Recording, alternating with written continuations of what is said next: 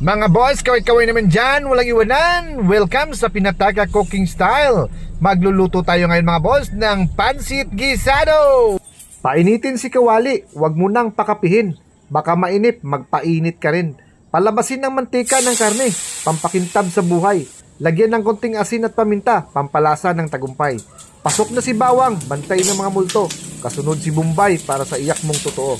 Mikos-mikos na, wag ka nang mahiya. Pampagana yan kahit hindi ka pa kumain ng almusal kanina. Bumbahan ng toyo, wag mong titirin. Pampaitim ng isina para astig tingnan din. Lagyan ng konting tubig, wag isabog ang lawa. Takpan sandali habang nagtitimpla ng awa. Pag kumulo na, pasok si carrot, bright orange sa eksina. Kasunod si Baguio beans, parang di puro problema. Takpan uli, suspense effect ng konti. Para malasahan ang tanong na, may rice ba dyan? Pwede? Ibubod si asin, konti lang at baka maka-high blood ka.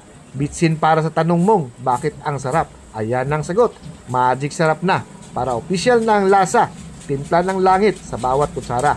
Tumalon si hotdog, akala mo gymnast sa kawali. Nagpasiklab ng pula, parang piyesta sa palengke. Nagdagdagan ng kunting tubig, huwag damdamin ang ulan dahil susunod na si Pansit, bida ng bayan. Halo-halo sandali, parang chismis sa kanto. Tapos ilatag si repolyo, huwag gawing gulanit, dahan-dahan lang ano.